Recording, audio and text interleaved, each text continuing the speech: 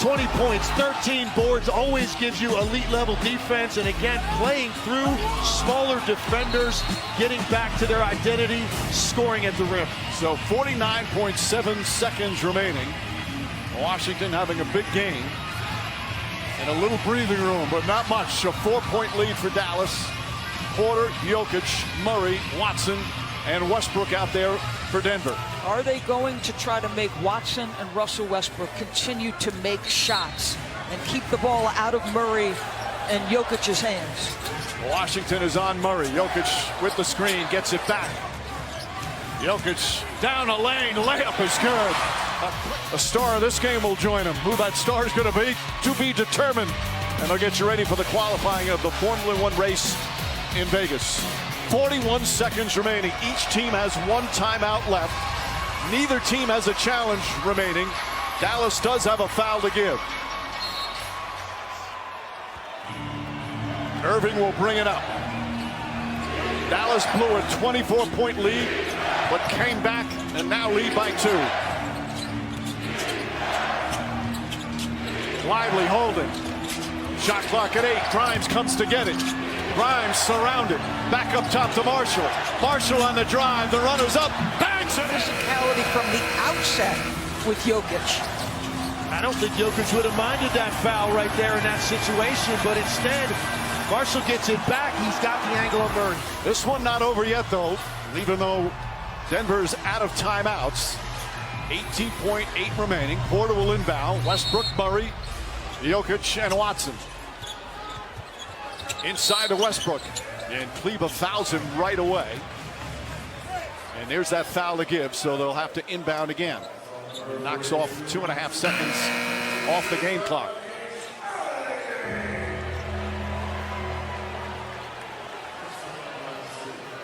It may have waited a little bit longer before that foul to give, but Murray back to Westbrook again. And they're going to put Russell Westbrook on the free throw line. Westbrook 2 of 3 from the line here tonight. 68% on the season. He's hit some big shots in the second half. 16 points. When you've made 4 threes, though, I don't know if you're a 68% foul shooter anymore. I think it feels and looks a little different to him right now. So interesting strategy, and getting more interesting as he misses badly on the first as Brown comes back in the game. Jason Kidd did something similar a season ago. This reminds me a little like you think about Joe Mazzulla in the finals last year when he had a lead, but the 3 hurts you more. So you're taking different risks as coaches, calculated certainly. Huge free throw here from Russell Westbrook. And barely hits the rim, but it goes to Jokic. Murray, a 3-pointer. Bang! 1-point game with 10 seconds to go. Irving gets away from Brown. And a foul on Westbrook with 7 seconds remaining. And even if Irving hits the 2 free throws, Denver has 7 seconds to get it up the floor. There is the risk, Tim Legler. I really don't think Dallas was expecting that at all, and Jokic really just manhandled Derek Lively to get his hands on that basketball. And Jokic is absolutely incensed. Wow, he was screaming at Scott Twardoski, who gave him a wide berth, Mike. and you like that because you don't want to let that have any impact on who wins this game. Well, Irving, huge free throws. He's 2 for 2 tonight. He's a great free throw shooter. And it makes it a 2-point game.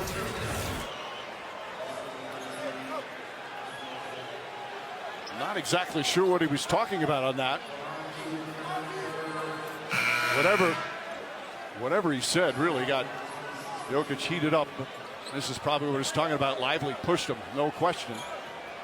All right, so now Irving, an 89% career free throw shooter. If he hits this, when do you foul or do you foul? To make sure they don't get off a 3.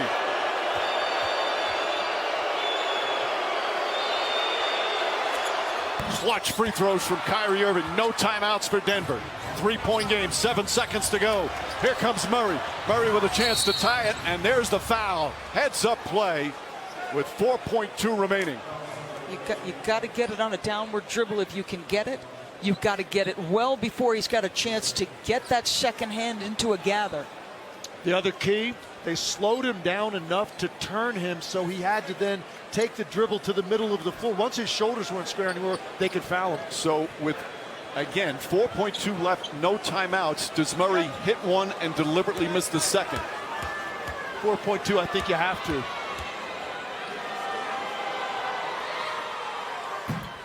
Murray also a great free throw shooter. You see Gafford and Lively coming in.